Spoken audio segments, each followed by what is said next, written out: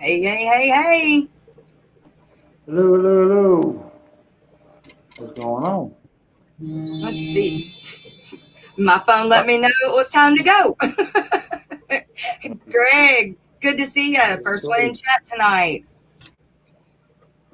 You starting from the COC. top and I'm starting from the bottom. All right. Hey, Merdul, stupid people, how you doing? Peplin, Bob, RB Animals and Collectibles. indoor fishing outside or inside? Muppet, Muppets, Madro, Merdul, move about. Roxanne, Diego, people coming in Evelyn, below you. hey Greg, Diego, Bob, hey Zydeco, did you get Third Coast Aquatics? Third Coast, what's up? Hey Dragon Lair, Dragon Leia, Darlene's Tanks, Miss Deborah, Standards. Trevor, how y'all doing? Everybody, Danny, good to see you this evening. Spent a lot of time with you midday today. All right, you guys. So we have a very, very awesome guest tonight. I've been waiting. We've been trying to get this worked out since like the beginning of February, and we finally got it straight. It's like 4 a.m. his time. So he has stayed up to be on the show with us tonight. So I'm going to bring him on up. We've got Pat from Pat. Hello, everyone. Nice to be around. I'm sorry that it took so long.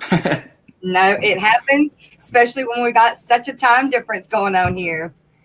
Right. Oh yeah. That's kind of annoying, but at the same time quite funny as we've been talking about it. I'm already a day ahead. So hello, guys, that you're back in time. Right? You're still in yesterday. That's right. You're in the future. Or we can also put it that way. Yeah. Right. That's right. Uh-huh. That's not. It is mind-boggling. It just to think of stuff like that. I'm just like, wow, blown away. Indoor fishing inside. We had somebody else come in, and I lost it. Dr. Kinsey. That's it. I know there is 2 streams that are going a little bit later right now, so everybody will just kind of fill in as they end. So we're going to jump right into it, you guys. I know I've been talking all day long about him being here. So, Pat, tell me about okay, let me see if I can say it right. Lazulu? Lazuli Blue, yeah. Lazulu Blue. Lazulu Blue. Yeah. Is your Yeah. Well, created them? No, not really, but it is one of the strains that I mostly work with and that I mostly focus on. But before I'm going to jump into that, if you don't mind, I'd like to introduce myself because I guess there are many people that don't really know me. I'll do that too. Go for it. Yes. So first of all, thank you very much for inviting me. It's a real pleasure to be here. And as I said, I'm really sorry that it took so long. I really wanted to make it on a birthday stream, but it didn't really work out. Nope. But anyway, we got that covered. And my name is Pat. I have a small YouTube channel called Pat's Fish Tanks, where I mostly focus on easy to keep live bearers and low tech planted aquariums. And as you've kind of introduced me, I am known as a guppy guy, even though I have quite various content on my channel. And one of the strains that I'm working on mostly is Lazuli Blue Guppies. I'm also doing, I'm visiting fish shows. I'm currently getting to get my education, hopefully when, not education, but the course, hopefully when this pandemic situation is going to be done, to also become a fancy guppy judge. But for now, I'm mostly a guppy enthusiast that likes to breed fish and likes to keep fish and likes to record fish, and that's kind of the things that I like to do. And I have a picture of my Lazuli Blue strain, so if you would like to put it up, that would be amazing, so people can also know what it is. And as we've been talking about, I don't really know how nerdy should I go with this one. Like, do you really want? Like, do you really want me to go nuts or just? So the strain itself is first appeared in a guppy hobby in 1999 in Japan. So it is an Asian breed, and it was most of the time confused with Japan blue, but their background genetic is completely different. Lazuli blue has very similar genetics to coral reds, and actually in their offspring, even up to this point, there is still approximately 40 to 50% of guppies that come up with orange or AKA coral red coloration in them as well.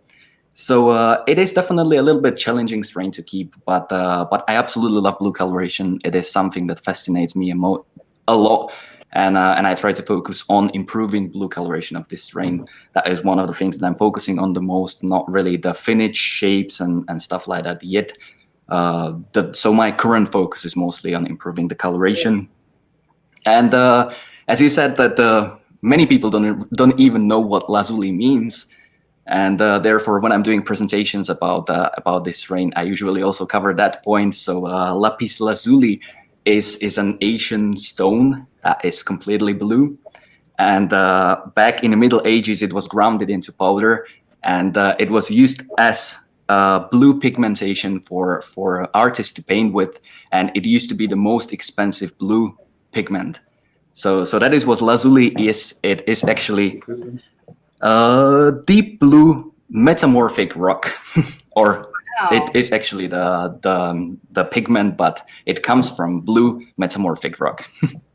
That's cool.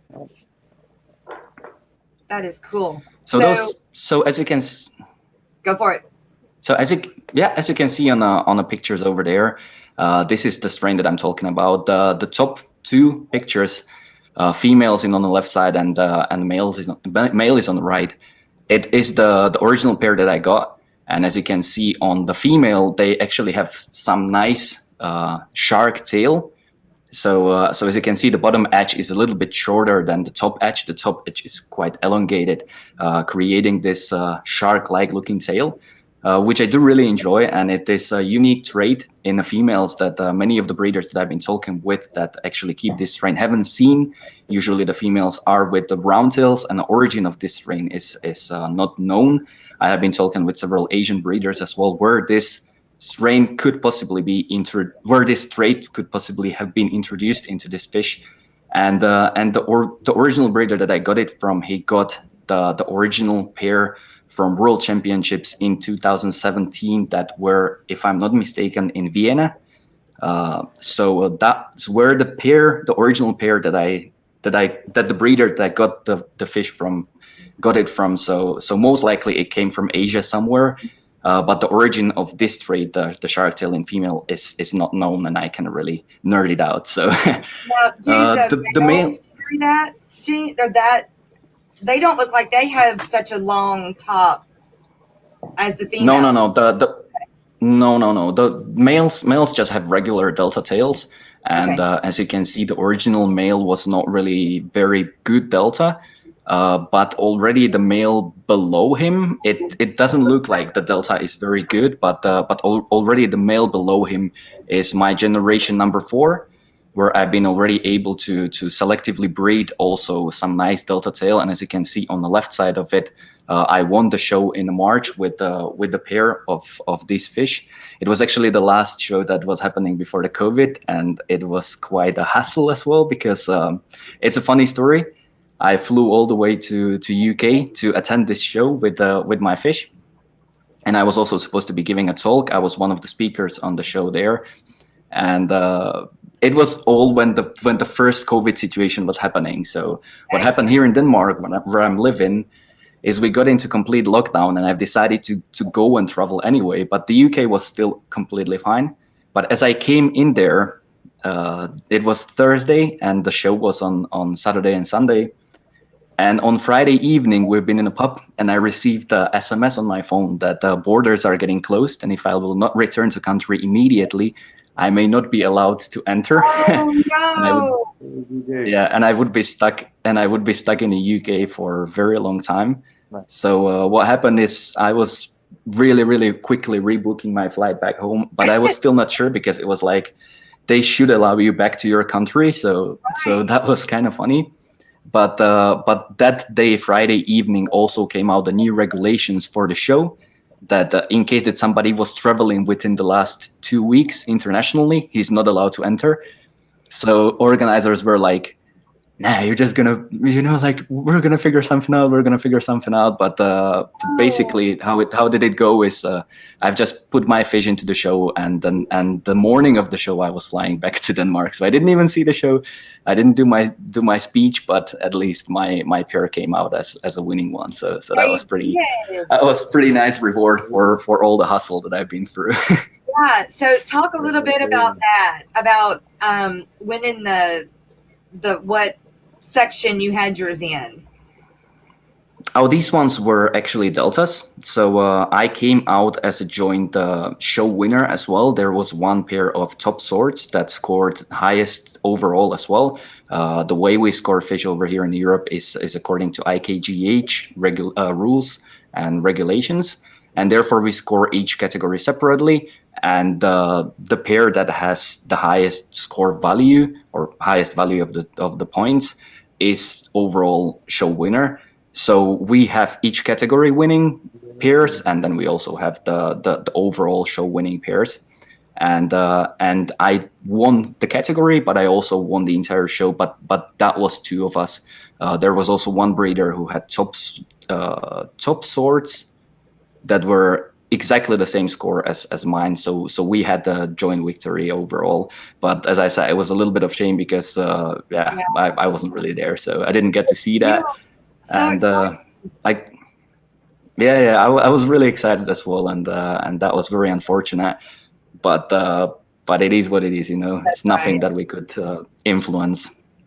Yeah, see, Florida Fish Rescue, glad you're here. He said had no idea there were guppy shows. So a little bit about that. I watched one of your shows on the virtual. Mike, what's up? Steven, let's talk, Pat, a little bit about the guppy shows, and now that some of them are virtual, and how you're playing a part in that. Well, this is one of the things that we've been talking also with several guppy professionals. First, let me back up to, if you don't mind, let me back up to the thing that people didn't even know that there are guppy shows.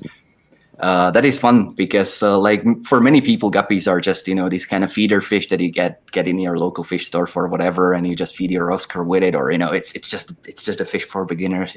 Who cares about little guppies, and all that kind of stuff. But there are some nerds like us, like who literally are crazy about guppies and endlers and all this kind of stuff. And there are guppy shows, and from my experience, it doesn't matter what kind of fish show it is. It's always absolute blast because you get to talk with like-minded people, spend the weekend chatting about fish and all that kind of stuff. And guppy shows are actually around for a very, very long time. I'm representing the Fancy Guppies UK club, because unfortunately we don't have a club over here in Denmark where I live. So I'm a member of the club in the UK, and our chairman is in a hobby and keeping guppies since 1960s or something like that, and attending shows since 1980s. So there is definitely a long history of guppy shows. And well, how that work? You bring the pair. This is also one of the things that many people ask me a lot when I'm giving my talks and stuff like that, is how can I get the best fish to work with? Like how can I just get the fish that's going to be show quality? And the best thing for this is, many breeders or like in general, fish keepers tend to do ordering really crazy expensive strains from overseas, from Asia, whatever it might be.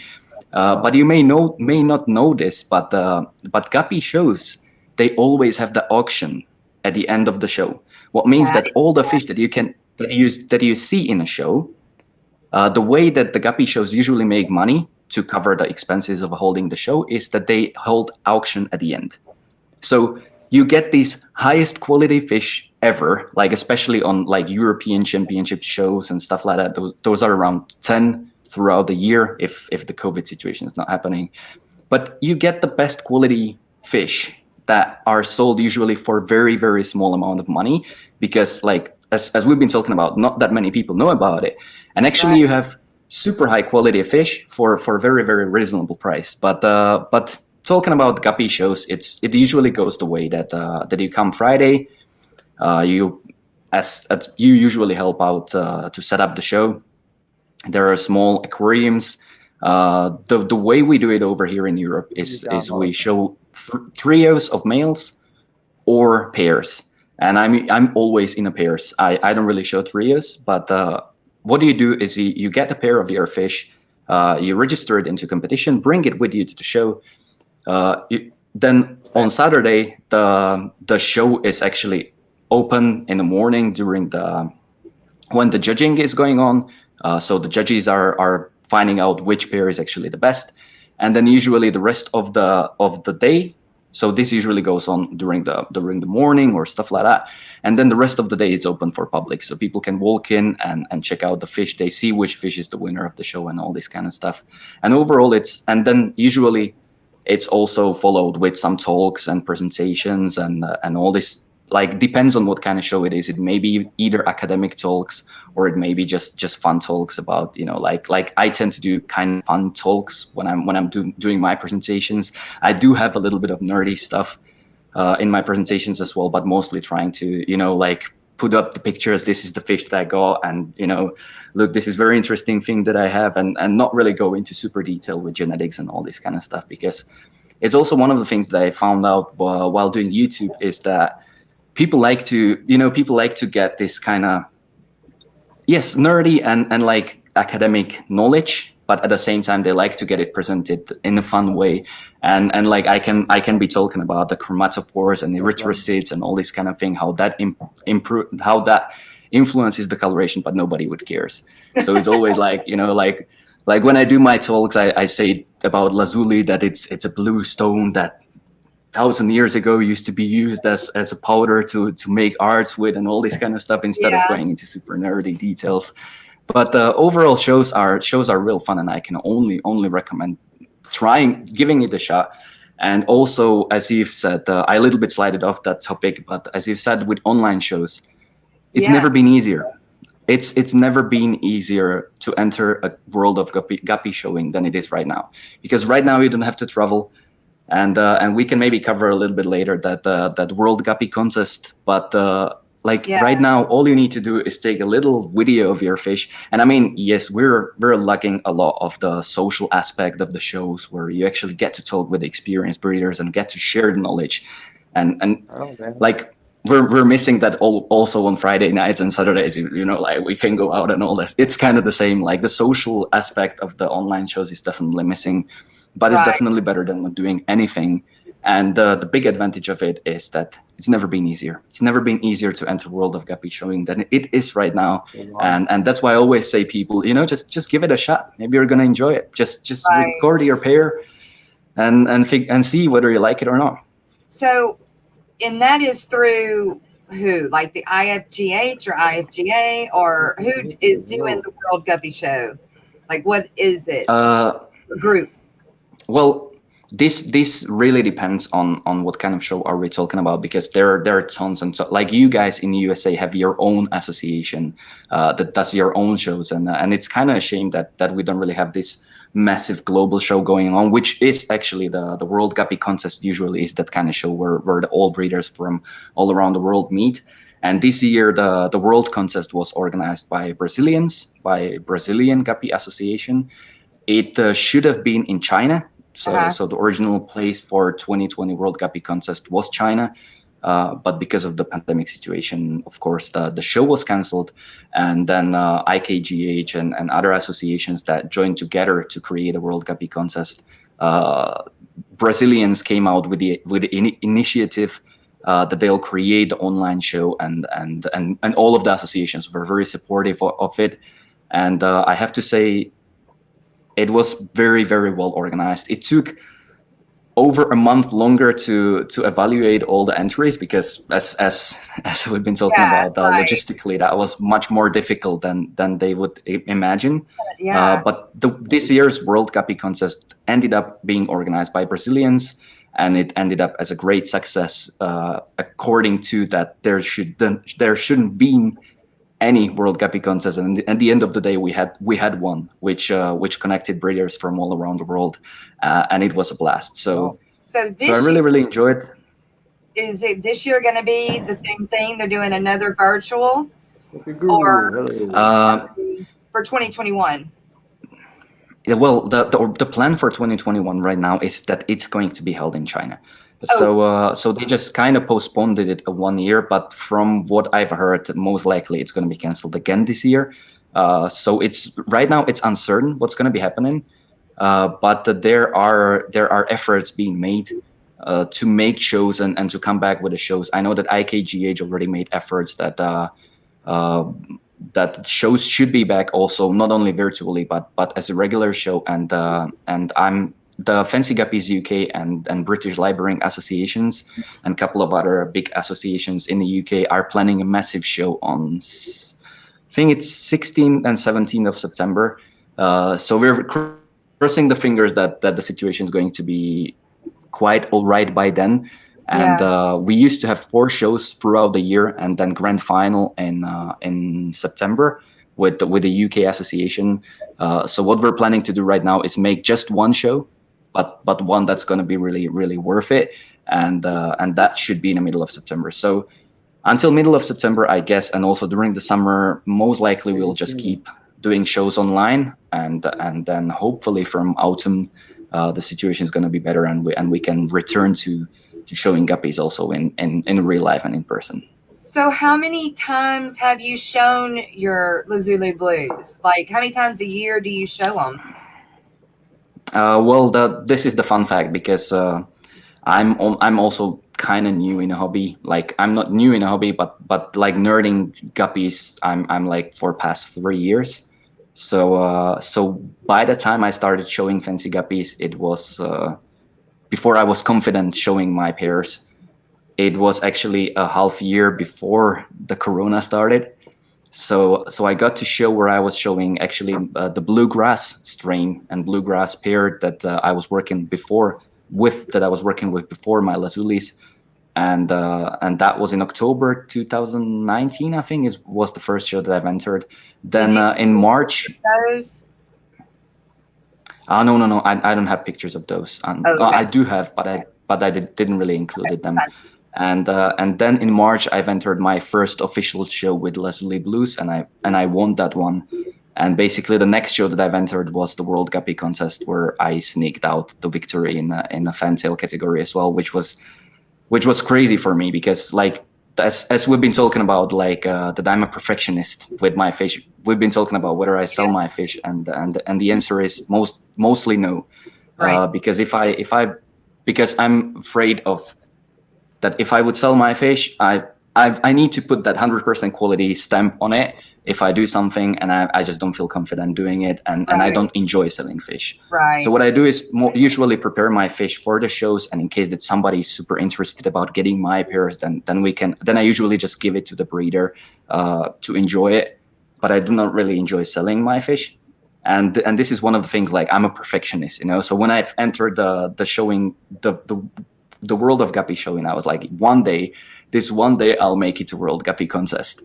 And then all of a sudden the World Guppy Contest, like, that was my biggest dream. And all of a sudden the Guppy Contest was online, and all that it took was record a short video and uploaded it somewhere. All of a sudden I was there with my guppies, and I've also entered my Lazuli Blues. They were not placed, because the way it was that they only showed the first 3 places, and they didn't really score the rest of the fish, because like judging fish from the video is super challenging, and like usually judges spend 5 to 10 minutes judging one single fish, really looking closer to it and evaluating all the small things that are making points.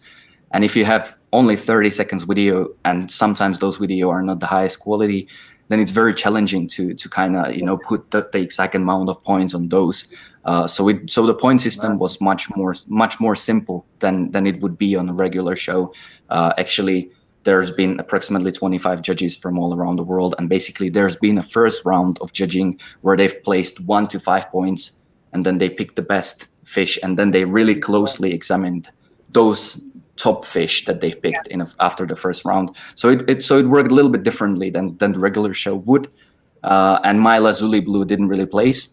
But then I've also, just for fun, put one pair of fantail, that is my cross that I've been working on, and I didn't really have any hopes for it at all. And like I ended up winning it and winning that category, and it was absolutely insane for me because like I didn't expect that at all. Yeah. It was actually also very, very late at the night when I figured it out, because the way they published the results was in a video. So I was just watching the video. All of a sudden there was blue deltas. I wasn't placed, so I was like, okay, whatever. You know, I didn't really expect it.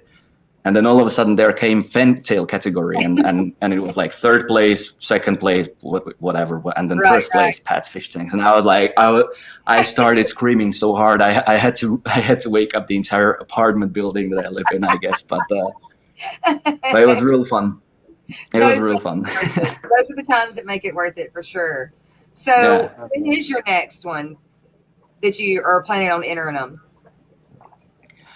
The next one, I'm not entirely sure, because there are a lot of, like, since the World Guppy Contest, the online shows just absolutely exploded, and then there's tons and tons and tons of them.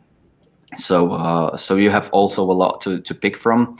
But right now I'm mostly focusing on getting my fish for that September show. So I'm kind of breeding all my strains towards that. I'm gonna have a lot of pairs or a lot of males to pick from for September.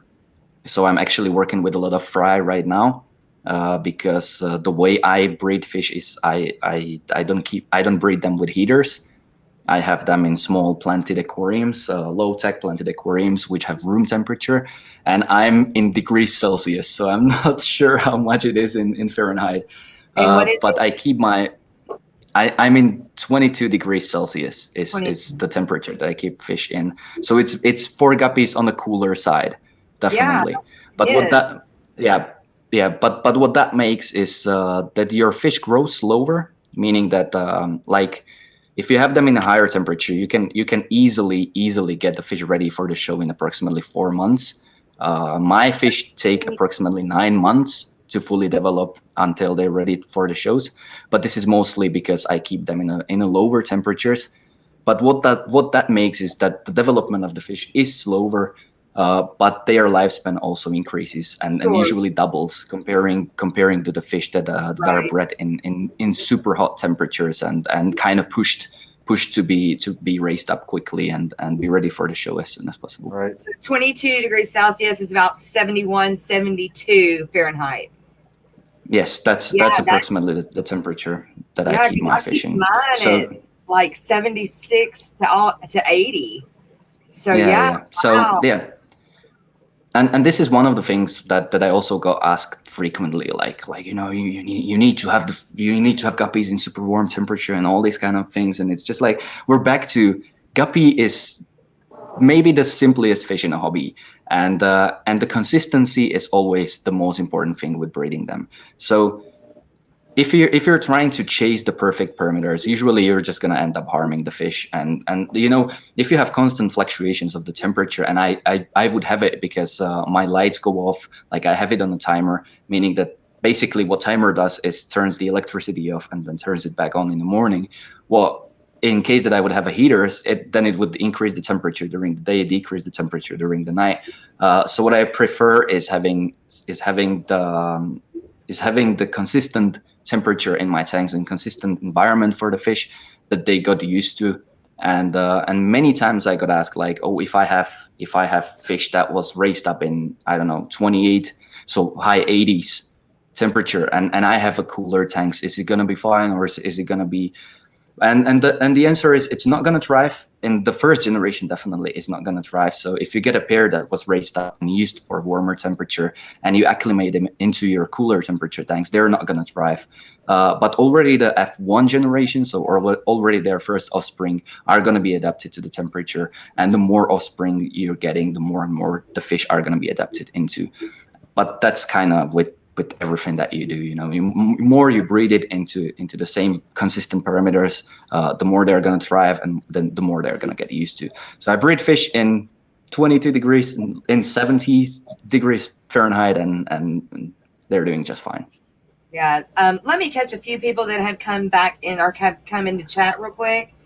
We've got Peter Guppy Guru, Florida Frisk Rescue. Let's see. Who else? Got Rockford, the Roundhouse Products. Yep. The Reef Robber. Steven, the biologist. And he said, Jess will be in competitions before we know it. Well, yeah, probably. We're looking for it. I can make that happen easily. Yeah, I don't know. Like on my end, I've got, but okay, so my end is a little different. But we'll get me and you will talk about my stuff later. We're on about you right now. So, Yeah.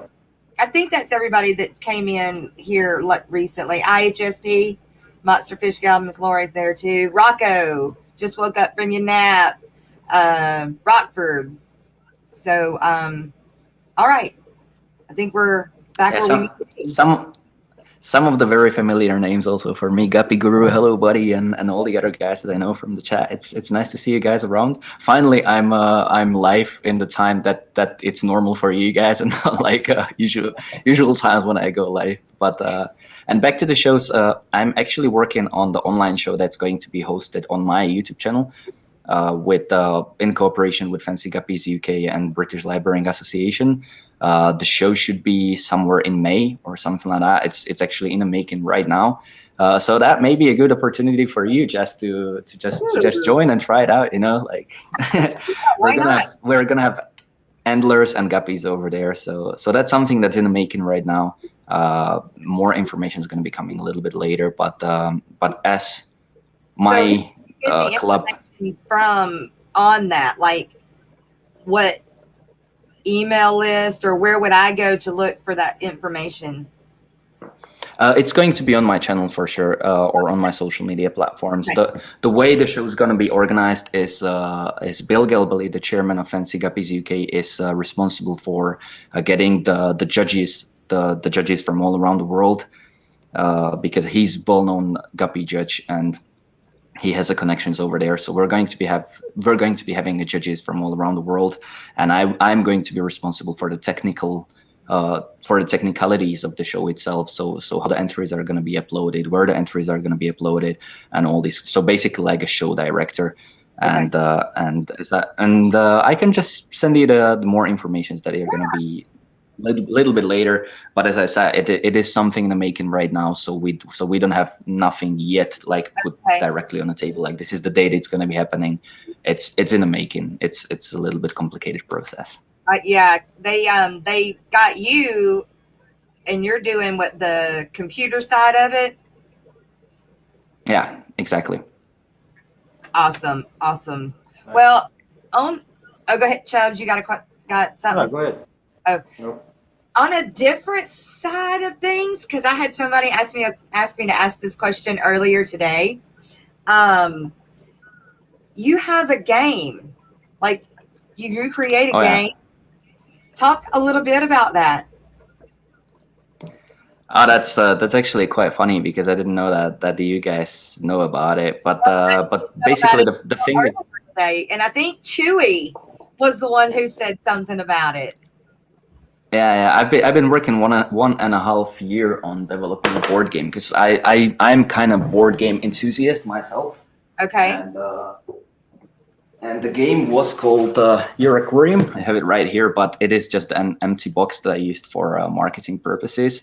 But the thing is, I was putting it on a Kickstarter where I was trying to fund the game itself, because printing of the board game, it's actually it's not complicated, but it has a lot of components. Sure. That I would need to get manufactured, and I had the budget that I needed to hit, and I was only able to raise approximately half of it. So it was Rico Stan, not Chewy. It was Rico Stan who was asking about that. I should have known that. I've seen the interview with him on their channel. So hello, buddy, and yeah. It was something that I was working on for over a year, and I made an effort to get it funded and put it out there. Unfortunately, I guess we didn't really put that much effort on sharing it around, and there's been amazing support on it. Like I had a couple of people that were really interested and excited about it, but the problem is to get something like this manufactured, it's quite expensive thing. So the plan with the game, and why I'm not really talking that much about it on my channel or with people usually, is because we're I have one of my friends not one of my friends, but one of my subscribers who really interested in supporting this idea with quite a decent amount of money. It's still not going to be enough to make it manufactured, but I can manufacture it myself. So I'll probably end up doing approximately 20 to 30 copies myself that I would just like to spread into the hobby, into the fish fan first, and see some kind of feedback and stuff like that, and maybe get other content creators to actually record videos with it and spread the word a little bit more. So the plan is that the game is going to be back. The game is going to be happening at some point. But the next time I'm going to try to make an effort to put it out there. Once again, as I've said, I'm a perfectionist. It's gonna have to be successful, and that's kind of mindset that I have. It wasn't successful, but for me that is not a failure. That's just knowing that the next time I'm gonna be putting it out there, it needs to be spot on, top notch thing that's going to be successful and that's going to be happening. And I know that it will be. It's just it takes a lot of time, and it is in the working right now. The whole mechanism, everything's done. The last thing that I need to do right now is to put it all together, put the work down, create the 20 copies. I have an entire video on my channel. I think it's around 45 minutes of me creating the prototype. That took like 2 weeks to do, and if I'm going to be doing 20 of those, that's going to be like nice 2 weeks of work minimum. But I'm planning to get really into this in maybe in June, July. So Like I hope by the autumn. I hope by the autumn it's going to be back out there again. Because I'm also working on my webpage where I would like to do a couple of more things, and not only the board game, because the idea of the board game was a merge for my YouTube channel. Like usually people do T-shirts and this kind of stuff, but I thought that like that's just something that everybody does. So the first idea came from me thinking about what kind of merge I could do for my channel, and then I figured out like, so let's just make a more board game, and if somebody wants to support my channel, they're actually gonna have something to enjoy, something to play around with the family and friends. And the way the game was made is actually one of the adjustments and one of the upgrades that's been done was to make it kids friendly with the signs, and the cards have different signs, not only the fish itself. So you don't really have to be fish nerd to enjoy the game, because if you just follow the signs on the cards, you can still enjoy the game. And it also may be the way of getting people into the hobby, because like, even though you're going to be following the signs, you're still going to be seeing the fish, and then you're going to figure out like, oh, okay, the tetras are community fish, and like a discus can go well with tetras, and like, oh, okay, maybe arowana is not a good thing with tetras, and all this kind of stuff that we kind of know when we would enjoy it in the game. But in case that somebody who doesn't know nothing about fish keeping, he can just still follow the signs, still play the game, and maybe passively learn something as well. So it's okay idea, but do you still have the Kickstarter going, or you pulled that down? No. I pulled it down. Okay. Unfortunately, it was not successful. And the next time I'm going to go live, it's going to be on Indiegogo.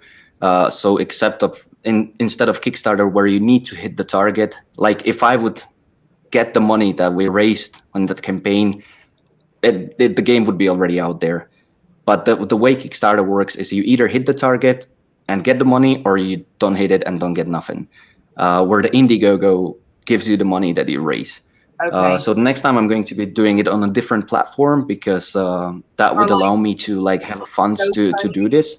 But at the same time, as I said, maybe it was a good sign of, Pat, sit down, make it proper, put some work into it, spread it with content creators and people who are interested first, put some proper testing into it, because this is something that we've been talking about with my board game friends, because I also got it tested by board game professionals to see whether the mechanism of the board works. And the important thing is that the old players need to have the same chance to win, and all. Like, it's one thing is the fish keeping part, but the other thing is to make actually the entire mechanism work.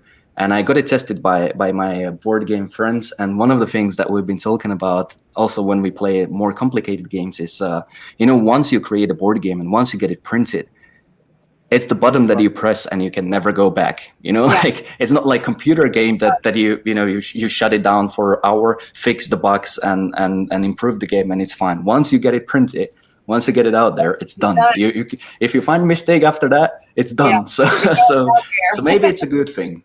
Yeah. So maybe it's a good thing that that it wasn't successful, and I need to put a little bit more work into it. Well, I know that there are two, just right off the top of my head, enthusiast board games. Rico Stan and Chattanooga Ed. I mean, they would be great at going through your prototype and telling you. They would be awesome. I want one just to play and then do a video on it for you. That would be amazing. Take the stupid person. I really don't know how to play board games. I really appreciate it, and I really appreciate the support, and I didn't expect that this question is going to pop up, because I kind of felt like it was kind of brushed under the carpet also in my content, like on my YouTube channel. The video was at the time I uploaded a video about the idea and actually the entire development of the project. It didn't get any attention on my channel at all. Like it got a little bit, and as you said, like the proper enthusiasts and proper geeks got excited about the idea. But to make some project like this happen, you need a little bit more than that. You know, you need to really have more people involved and all that kind of stuff. And unfortunately, I didn't get. Yes, maybe more supportive than the people, your side of it over there. I got people. Everybody in chat's like, I love board games. I love board games. I love board games. Yeah. Guppy Guru said that he sent you a DM. So I just wanted to make sure that you got that message out of chat. I think Guppy Guru was actually one of the biggest supporters of, and the first one who I think he put quite a decent amount of money into that Kickstarter campaign as well. So I really appreciate that, buddy. He was one of the people that was really definitely excited about the idea. And I'm not saying that it's like that the people were not excited about it. Like don't get me wrong, the feedback was great. I just honestly was expecting myself that the feedback is that the involvement of the people is going to be a little bit higher. So that was a little bit disappointing for me to see. But at the same time, as I said, it's something that motivates me to work harder on it. And when it's going to go live next time, then it's going to be done correctly, and it's going to be there, and it's going to be fun, and it's going to be good. But maybe I just needed that slap in the face, because I thought that it's just easy, you just make something and then it's going to be done. But you need to work hard on things like this, and that's good. That's good. Yeah. Well, I'm glad I brought it up then. It was just, I'm glad to. Said it, and we were trying to find the name of it and everything in my stream this morning. So, well, good. Yes, I look forward to it. And let me know, when you do get that going, and I'll get it put out and around the fish family. And I know Peter will too, if he has the information. So. Yeah. Cheers. I really appreciate it, guys. Yeah. It's nice to see that it has some support, and it's nice to also give you this feedback back that it's not brushed under the carpet. It's just being developed, and it's just being made better. And it's I'm just making sure that next time it's gonna be public, and next time it's gonna be live. It's going to be successful. Right. Well, let's see.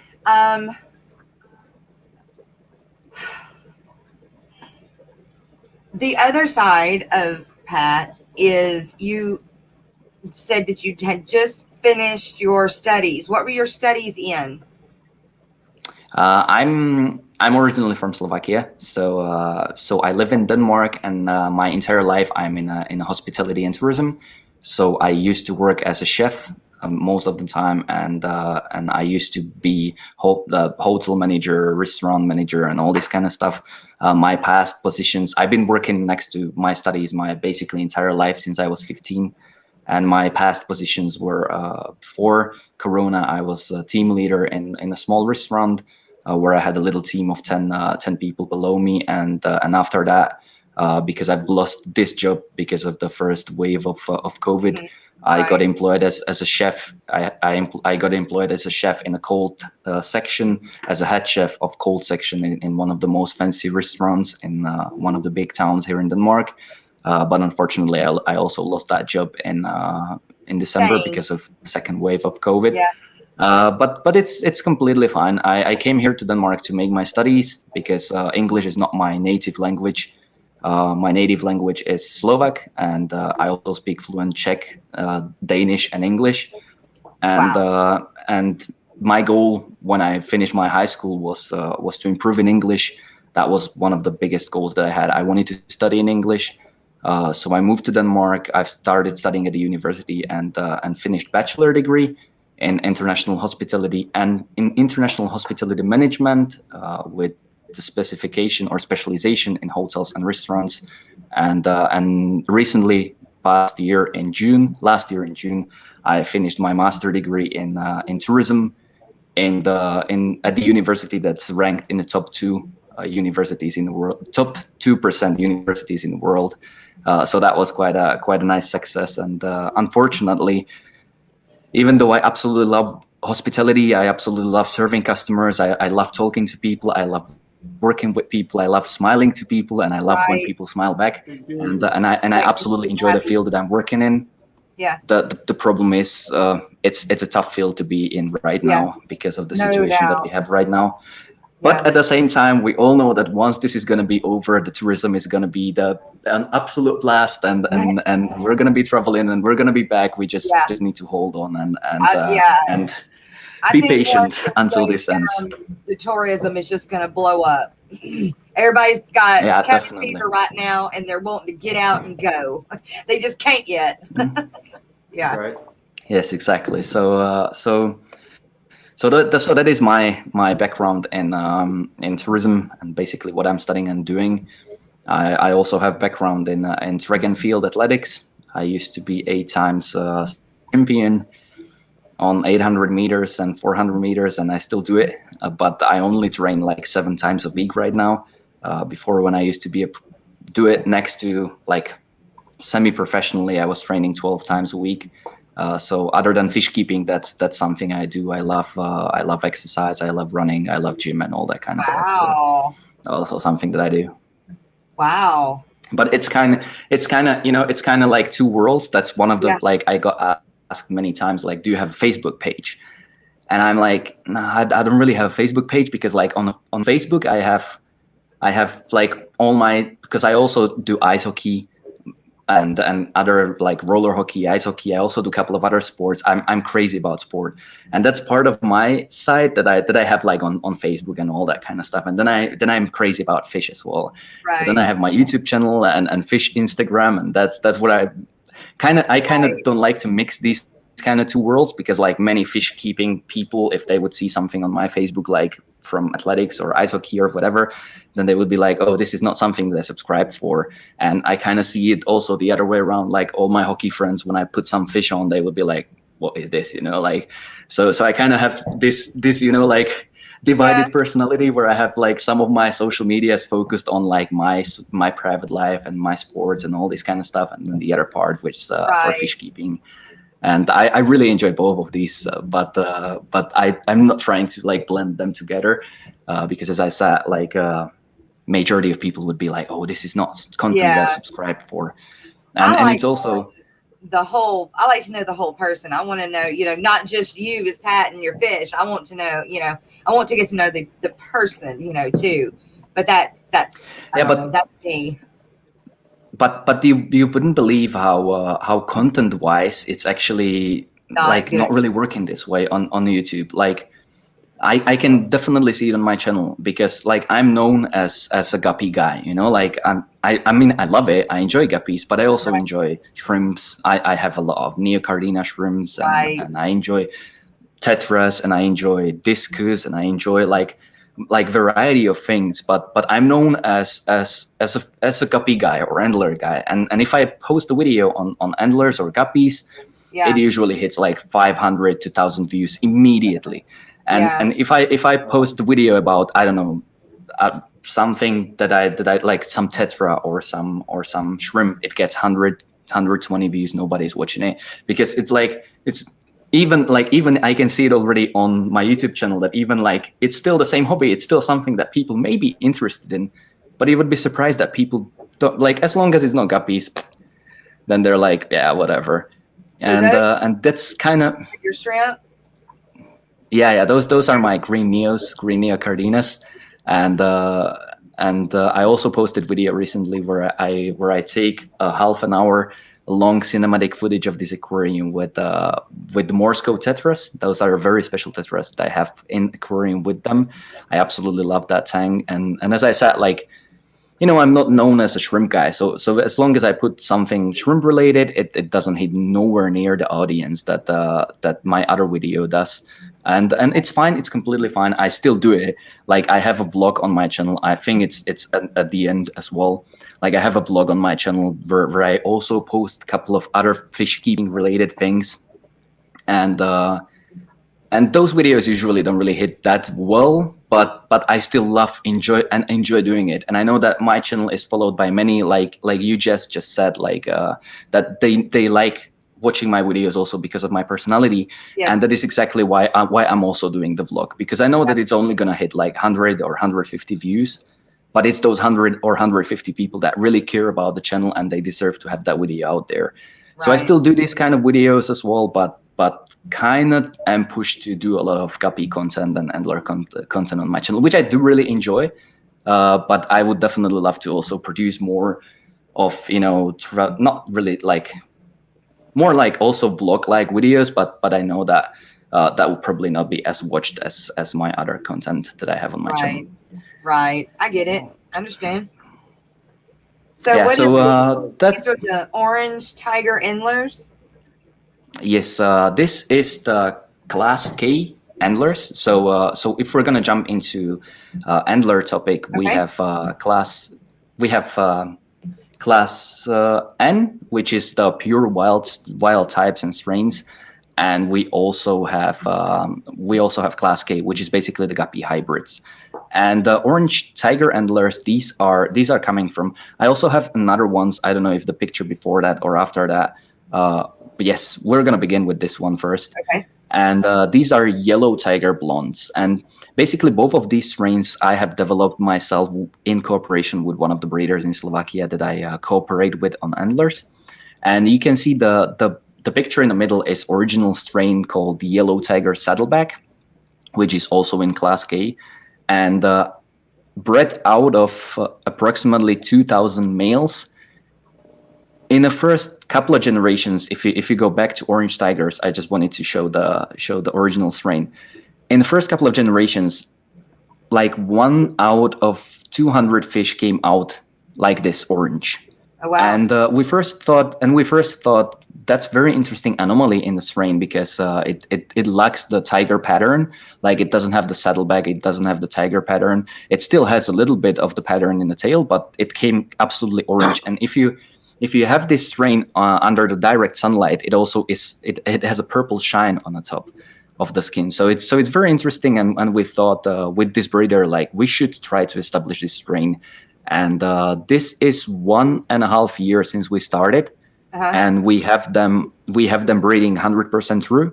Took 4 generations to get them breeding 100% true, but we separated the orange male anomaly and we breeded it back to the original yellow saddleback females. And as the generations went through, we were able to establish this strain that we right now call orange tiger endlers. And I was actually seeing that Aquarium Glaser in Germany and a couple of other breeders have them as well. So it seems like it's some kind of anomaly that comes back to the original genetics of yellow tigers that I'm not familiar with. But where I'm going with this is that we didn't buy this strain. We eliminated, or we selected it from the offspring of the yellow tiger saddlebacks and established it as a strain.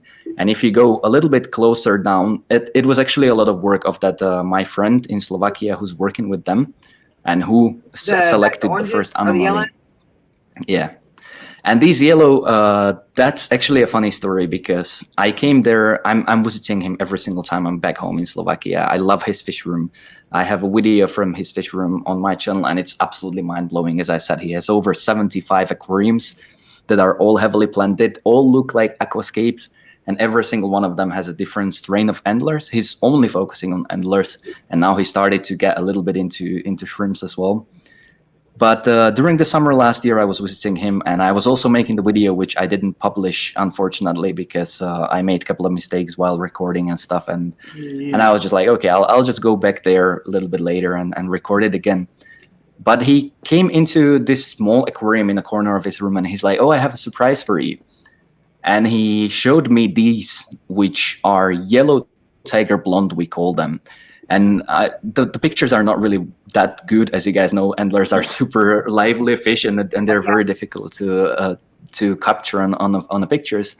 But if you if you look at the top left picture, there is quite nice to see that the tiger pattern is lacking the black coloration, and the black coloration in the original strain is blonde. So this was the anomaly, that he only selected one single male out of 2,000. It was only one male that appeared from all around 2,000 plus fish that he bred. So what and he selected it out. Do they look like the ones in the middle, or they look like the pictures on the outside? I don't get the question really. The ones that y'all have now from the original ones that he picked from? That's the thing. He gave it to me as a project, as a surprise, because he was like, I don't have the tanks and I don't have the time to really care about it.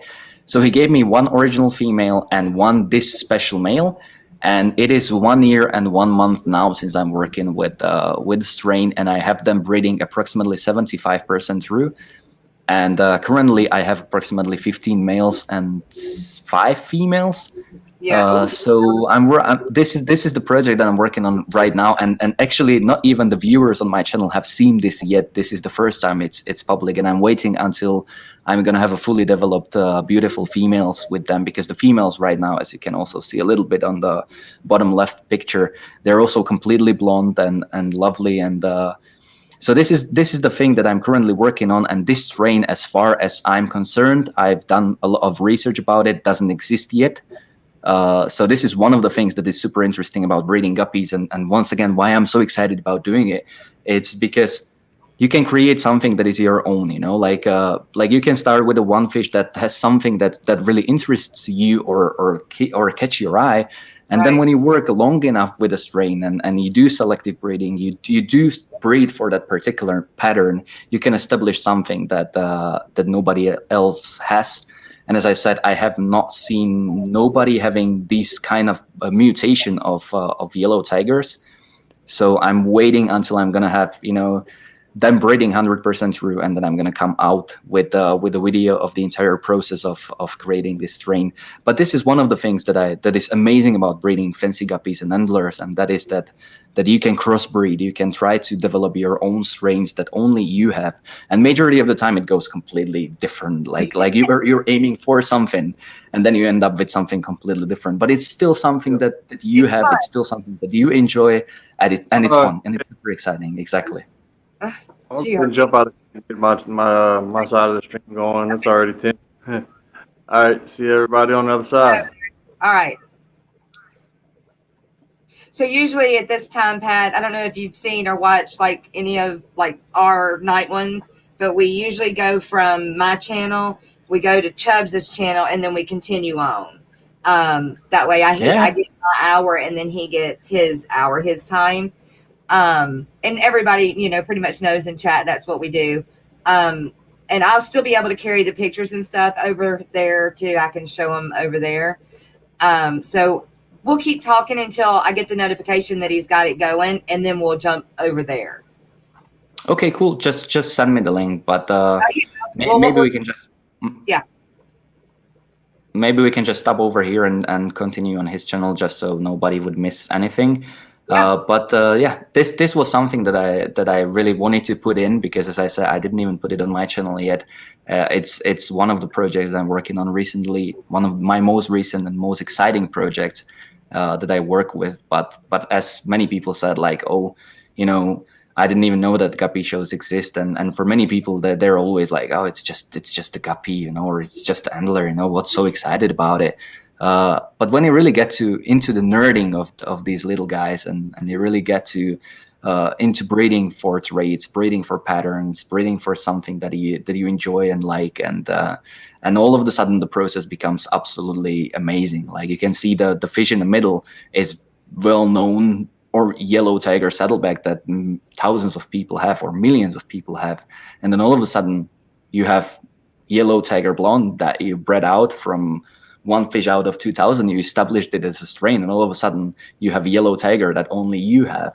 Right. And you know, it's something interesting, and I will be going up with this strain also on that show that we're planning. Yeah. So I'll probably get a little talk about that one as well, and hopefully I'll be able to get better pictures. I have a friend who's going to be coming with a super macro good camera lens. So these were the pictures that I took today, just quickly, just to have something to show you and share with you guys. So I'm glad. I feel privileged that we got to see them first. No. So I would end it on the note that breeding guppies and breeding endlers and breeding librers in general is very exciting. And even though many people are like, oh, you know, it's just a, you know, beginner's fish, and it's, you know, who cares, and yada yada yada. As I said, I know breeders who keep guppies for 60 plus years, and I know breeder in UK who keeps one strain of guppies since 1969 or 1979. Wow. Like he has over 50 years, one strain of guppies that he keeps and maintain over the time, and it's insane. And as I said, there is so much in the guppy hobby that you wouldn't even believe, and it's so fun and it's so exciting. So if some of you guys are thinking about entering the world of guppy showing, I would highly encourage you to do that. It's a lot of fun. Yeah, I am eventually. Well, I don't know how soon, but I do plan to. I want to thank everybody that came in chat on my hour. We're just going to jump over to Chubz's hour for Down the Bayou and continue on with Pat. So I will see everybody over there. Yeah, see you guys. Cheers for coming.